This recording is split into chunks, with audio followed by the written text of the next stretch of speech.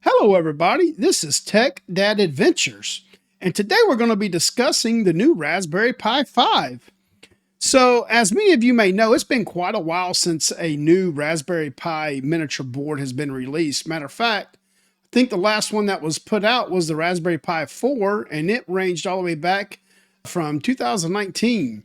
I know that they put out like a Raspberry Pi 400, which was like a all-in-one keyboard type computer setup, but I'm actually discussing the actual little small credit card size Raspberry Pi computer boards. There's been some talk about the new Raspberry Pi 5 and speculation as to when that would be released. I know there was some articles stating that they did not expect that to happen in 2023. However, it looks like that may have changed because as of a couple of days ago, officially on the raspberrypi.com website, they are discussing the new Raspberry Pi 5 and saying that the Raspberry Pi 5 should be hitting the shelves by the end of October 2023. That's later this month. If you're interested in pre-ordering, check the approved resellers list from raspberrypi.com and see if your approved reseller is accepting pre-orders. What I want to do is kind of get into what the new changes are with the Raspberry Pi 5. I want to do a little bit of a comparison against like the Raspberry Pi 4. I have not been fortunate enough to get one of these yet, but I've been doing a lot of reading and trying to do a bunch of research on it so that I could kind of get familiar with all the specs. Here are a couple of things to note. For sure, they are using faster components on this Raspberry Pi 5. The faster components is actually going to provide faster transfer speeds for the USB 3.0 bus. It's also going to provide faster transfer speeds for the micro SD card, and the RAM and CPU both are actually faster as well when in comparison to the Raspberry Pi 4. Other new things that you can expect, they finally put a power button on the Raspberry Pi device. Up until this point, the only type of power switch that I am familiar with is the power switches that were on the actual power supplies. Or there have been a few hacks where people have tried to set up some sort of power button on the cases of some sort. But from the factory, there's never been a power button that I'm aware of until Raspberry Pi 5. The faster processor in the Raspberry Pi 5, it's about 2.5 times faster. That's pretty fast when you think about the comparison and jump of performance there. With the Raspberry Pi 5 processor, or CPU, they also included a cryptographic extension, which allows processing 45 times faster than any of the other previous versions of Raspberry Pi. Let's talk about the CPU upgrade. They are touting the new Broadcom BCM2712 chip, which is a 2.4 gigahertz quad-core 64-bit ARM Cortex-A76 CPU. It's actually derived from the older Broadcom, which was used on the Raspberry Pi 4, but it includes, as previously mentioned, it includes that cryptography extension. It also includes 512 KB per core L2 cache and 2 megs of shared L3 cache. So quite a few differences here. Overall, this CPU does seem to be quite a bit faster than the predecessor on the Raspberry Pi 4. RAM specs. As far as the memory is concerned, they are using the LPDDR4X 4267 SD RAM. It uses less power than the RAM that was on the Raspberry Pi 4. Raspberry Pi 5 will actually be sold in 2 different models. As of right now, I'm only hearing about a 4 gig and an 8 gig model. There has been some chatter about a 16 gig model in the future. The 4 gig will be sold for $60 and the 8 gig will be sold for $80. Also, note on the image at the bottom left, there is a section on the board there that says memory, and it says 8G, 4G, 2G, and 1G, and there is soldered on the 8 spot. That is a quick way to identify what model board that is. On this particular example, that's an 8 gig model. I want to talk about the RP1 South Bridge. RP1 Chip, it actually controls all of the I/O between the CPU and all the external peripherals, including the USB port, the Ethernet, the storage interfaces, the GPIO pins, etc. The 2 USB 3.0 ports have been enhanced due to this new RPI chip. They now support simultaneous 5 gigabits per port transfer speeds. not 5 gigs total between the two shared. They each have their own dedicated 5 gigabits per port bandwidth. The new design provides faster speeds pretty much for everything. The Raspberry Pi RP1 chip was designed in-house by the Raspberry Pi folks. Let's talk about the graphics. The graphics now has a Video Core V2 GPU.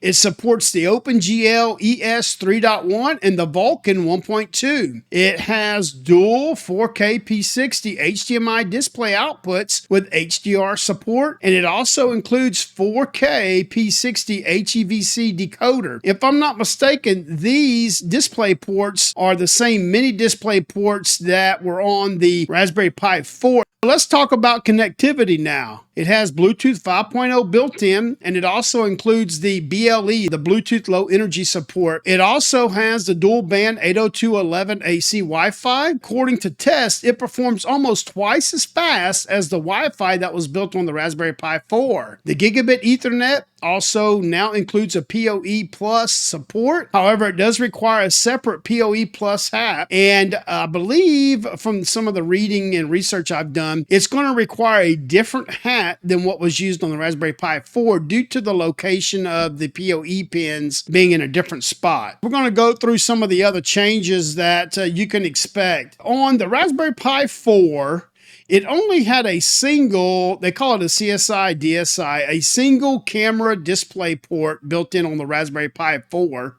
And it was considered to be 2 lanes with only 1 gigabit of bandwidth. However, on the Raspberry Pi 5, it includes 2 MIPI CSI DSI camera/display port interfaces. It has 2 of them, so we've added an additional interface on the Raspberry Pi 5. Not only did they add the additional interface, but each interface has double the amount of lanes and over 50% greater bandwidth on each port. They have upgraded the interfaces from 2 lanes to 4 lane, and they have 1.5 gigabits each worth of bandwidth. So that's a total of 3 gigabit bandwidth total for the 2 ports. That's 3 times as much bandwidth that was originally on the single port for the Raspberry Pi 4. Because there's 2 ports, that means you can use 2 cameras or 2 display devices at the same time. A camera and a display device, 2 display devices, 2 cameras, however you want. But you can actually run 2 of these devices simultaneously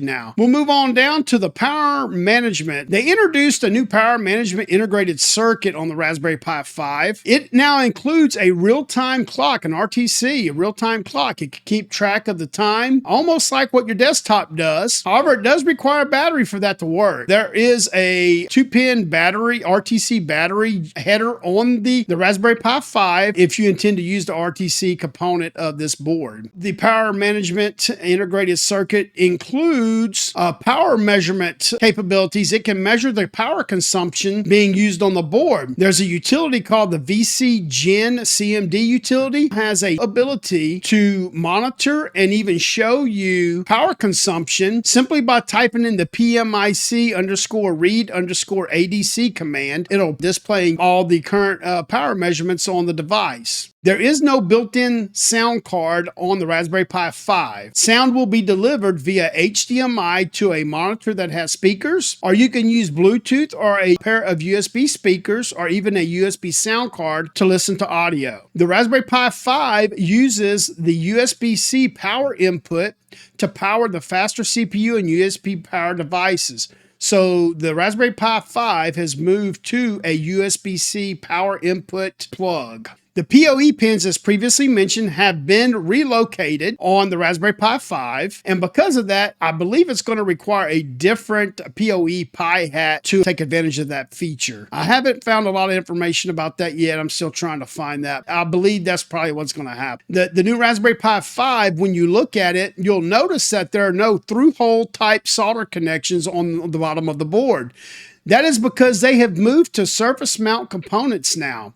What does this mean? Well, it means that you should have a lot more reliable product now. Surface mount components seem to be a little bit more resilient and last a little bit better long term. So hopefully that means we'll have a little bit more reliable product. There is a PCIe header, a full PCIe header available on the Raspberry Pi 5 board. It is designed using an FPC, a flexible printed circuit connector. There are some pretty cool things you can do with that PCIe header there. I've seen some pictures of some folks trying different things like external video cards and RAID controllers and different things like that. So I'll be looking more into that in the future to see what all technology we can merge with the Raspberry Pi via the PCIe header. As previously mentioned, there is a battery connector for the RTC clock. So if you plan on taking advantage of the RTC clock, you will need to connect a battery to the RTC clock battery port on the board. There is no AV jack, no yellow AV, analog AV jack. However, there is a header, so if you need that, you can solder that on. There is a 4-pin header for an active fan or active cooler. There is a UART header,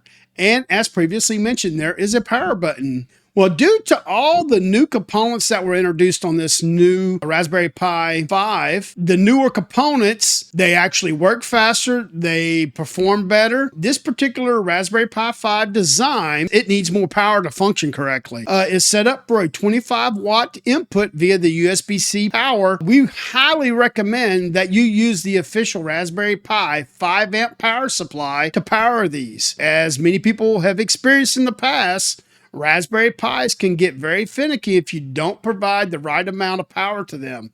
If they are underpowered, it can cause all kinds of problems. They'll be super unstable. They'll crash. It can even mess it up long term. So be sure that you're using the right power supply for this new Raspberry Pi 5, or else you may find yourself in a situation where you're getting some abnormal results. Cooling options. There's 2 different cooling options available for the Raspberry Pi 5. They have designed a Raspberry Pi 5 case with better cooling and ventilation. I believe you can get those for about $10. And also they've introduced an active heatsink with a fan cooler on it, and you'll be able to pick those up for $5.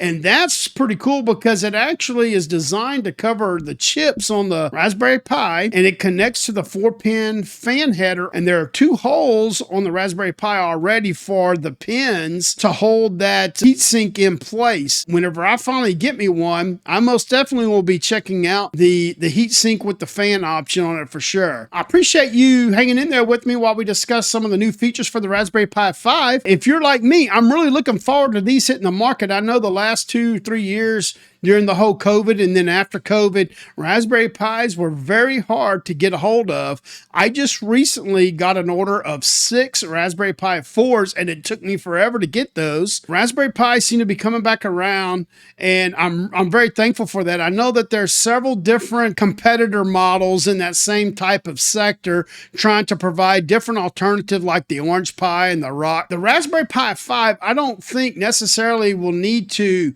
supersede what any of those competitors are doing, but I do think that the Raspberry Pi 5 will show that they've made some great strides forward from the Raspberry Pi 4 platform, and I think it'll be a step in the right direction. I hope they continue to advance the hardware. A lot of folks use them for different things, and so I'm really looking forward to what they continue to do with the Raspberry Pi platform moving forward. Thanks again for checking out the video. We have a list of different products that we use here. If you are not a subscriber already, there's no better time than right now to click that subscribe button below. If you'd like to receive notifications and other alerts as we continue on our YouTube journey, click that bell icon below and you'll receive notification alerts as they occur. We appreciate you supporting the channel. Feel free to check out the details in the description of the video below. We have some Amazon affiliate links down there. Help support the channel. We appreciate everybody's support. Look forward to seeing you next time. Thanks for joining us here on Tech Dad Adventures.